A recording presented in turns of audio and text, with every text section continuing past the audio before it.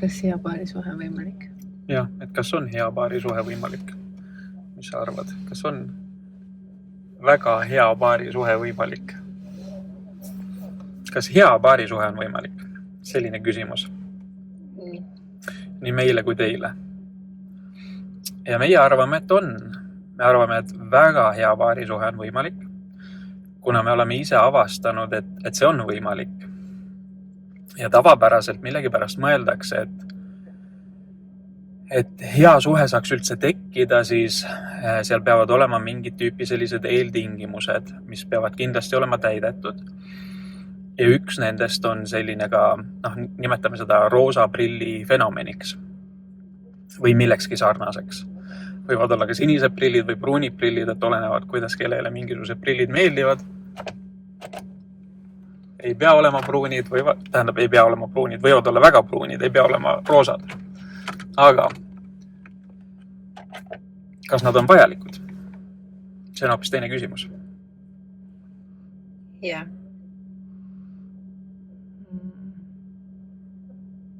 No ei ole. On lühike vastus, et ei ole. Meie oleme avastanud, et üks suuremaid müüte, mida filmitööstus ja kirjandus on meile maha müünud, on see, et suht alguses peavad olema tugevad tunded ja siis nendega kaasnevad roosad prillid ja et see on oluline suhtefaas ja kui seda ei ole või kui tugevaid tundeid ei ole, et siis see ei ole justkui minu inimene. Või siis see on vale inimene. Või see on vale inimene, jah.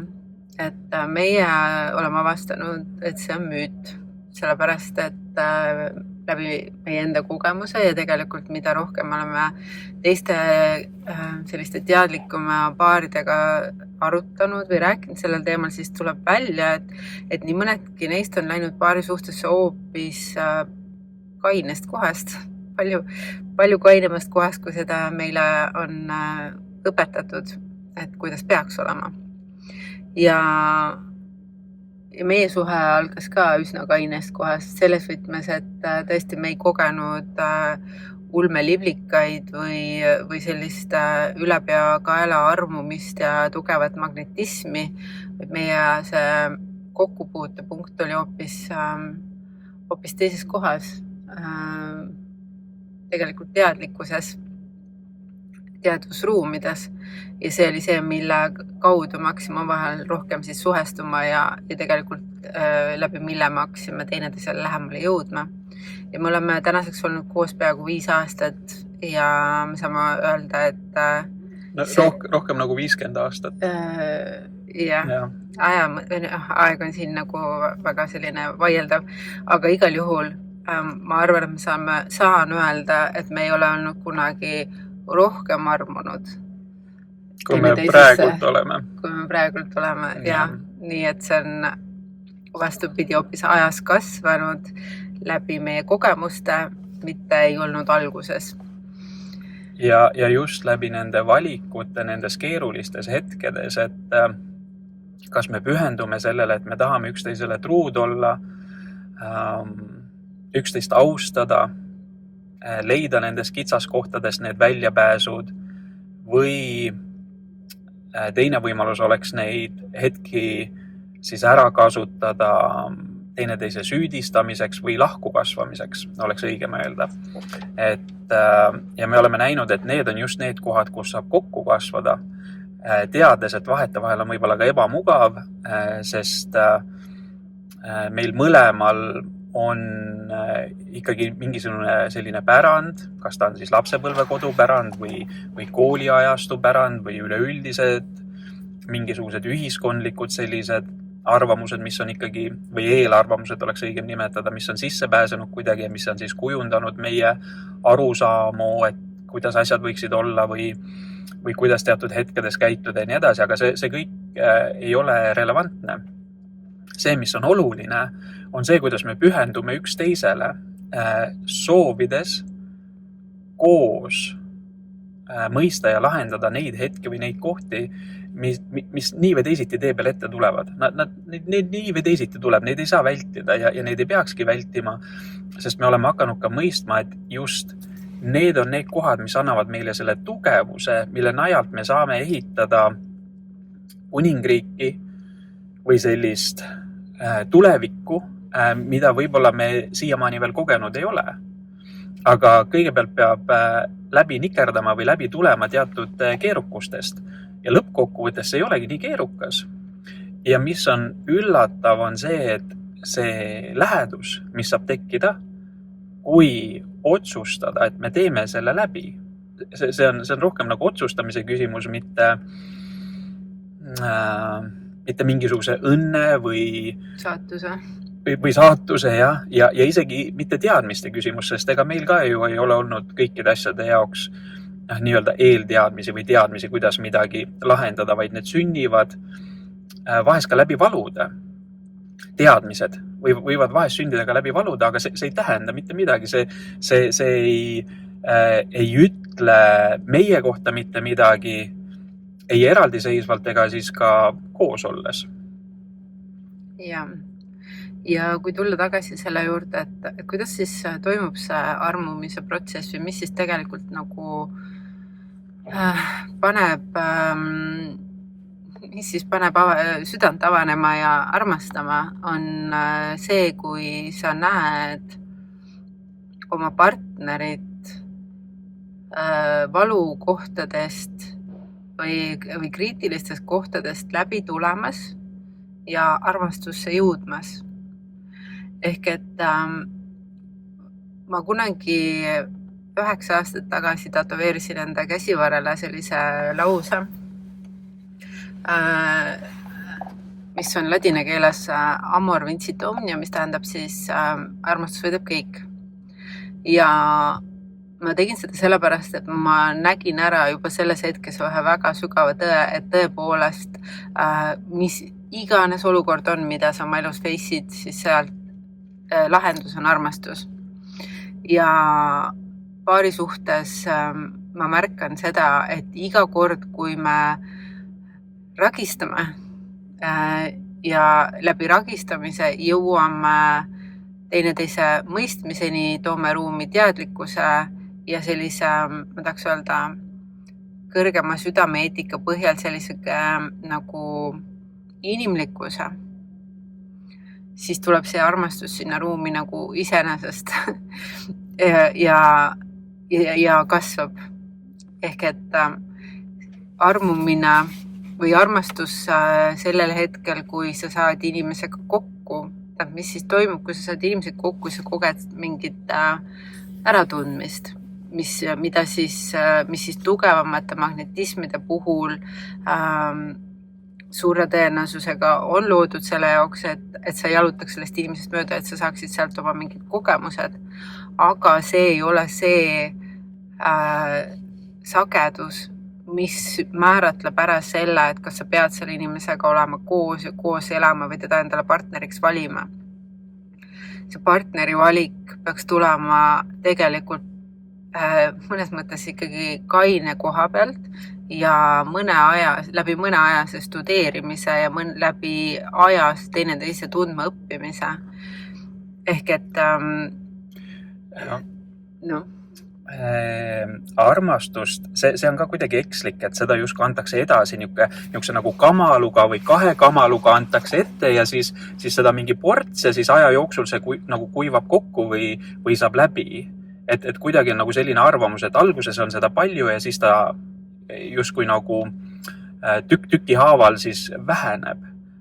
Aga see ei ole üldse tõde. See ei ole mitte mingi pidi tõde, sest ta vastupidi saab kasvada läbi nende kogemuste ja läbi nende eksimuste ja läbi nende seikluste ja läbi nende koos nii-öelda kolistamiste ja kõikide muude aspektide, et see, mis on seal alguses, see on lihtsalt mingi põhjus, mis teid liidab või mis teid kokku toob. Selge on see, et meil oli üksteise vastu ikkagi nagu mingisuguste tasandite sümpaatia, võib-olla natukene erinevatest kohtadest, aga ikkagi mingisuguste tasandite sümpaatia.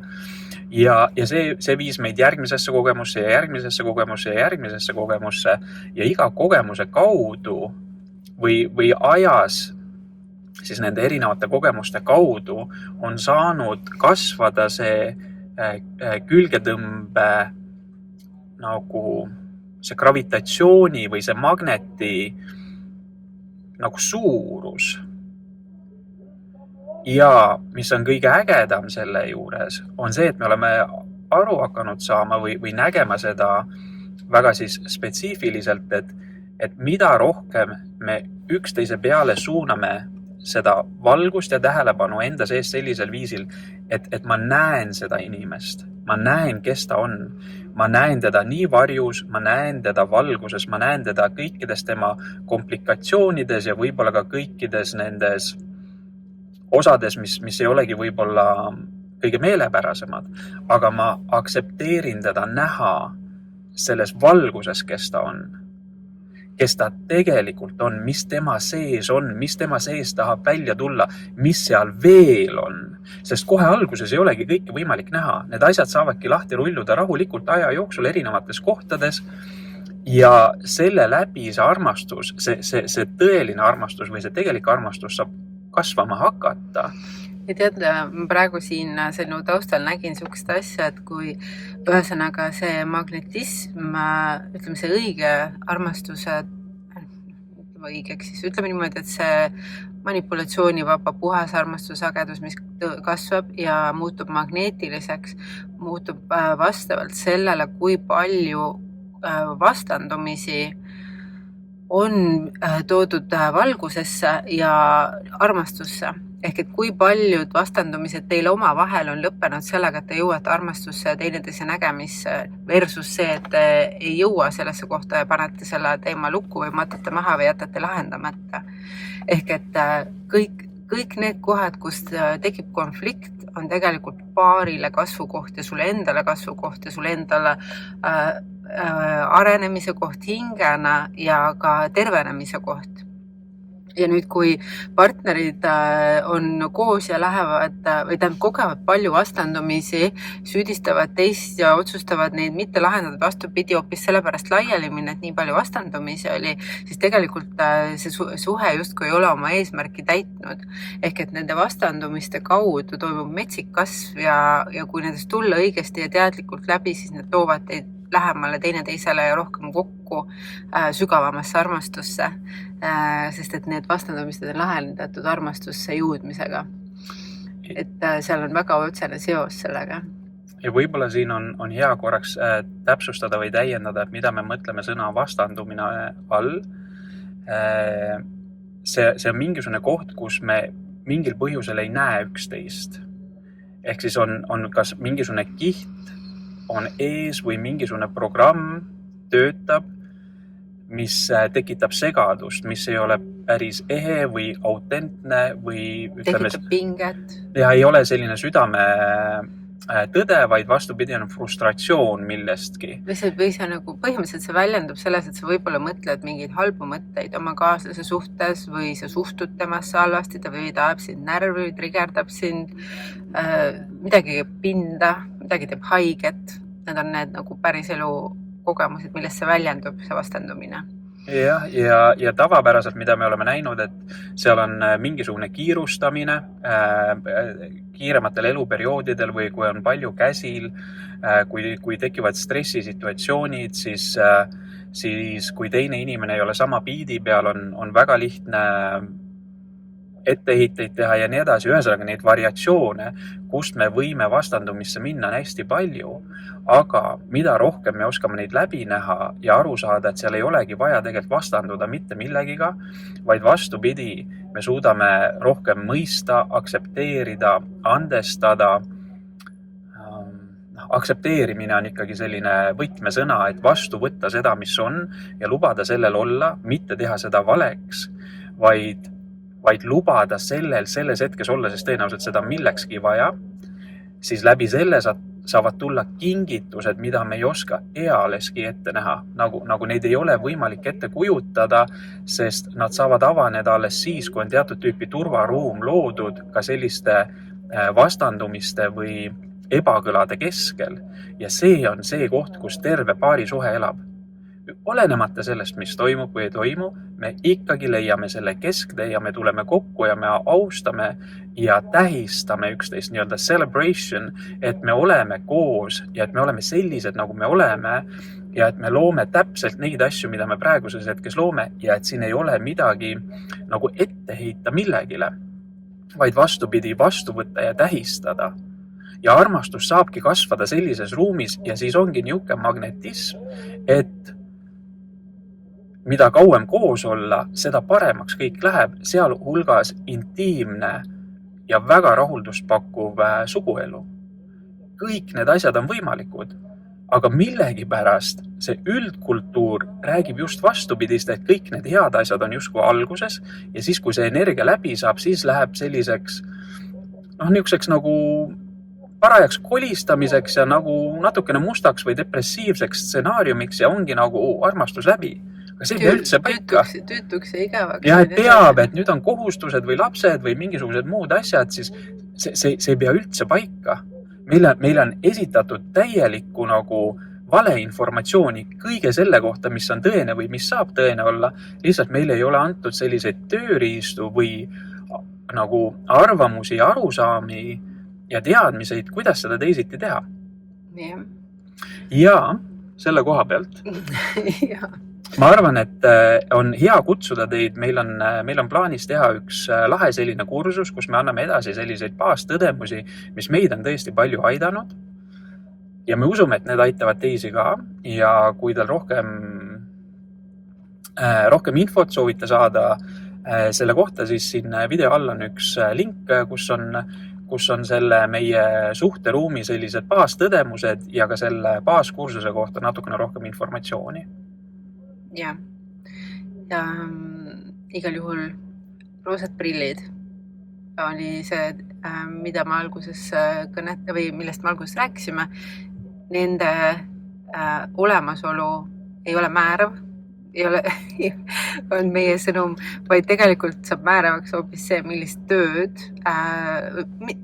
nimetame seda tööks, millist tööd oled sa valmis tegema oma arengu teil koos oma kaaslasega? Ei, millist suhtumist sa oled nõus kultiveerima, sest see ei ole isegi töö, vaid see on lihtsalt suhtumise küsimus, kuidas sa tahad üldse ellu suhtuda iseendasse, oma partnerisse, oma kodusse, oma lähikonda. Kui sul on suhtumine on paigas, siis sa soovidki seda. Sa lihtsalt tahad seda, sest see on nii hea. Jah. Seda nüüd ka. Jah. Okei. Kas meil on veel midagi selle kohta öelda praegu? See oli kiire praamisõidu ülekanne, et me käisime korraks Saaremaad külastamas ja nüüd ongi hakkame mandrile tagasi jõudma, et hetkel on side lõpp. Just. Nägemisteni. Ja järgmiste videodeni. Tšau!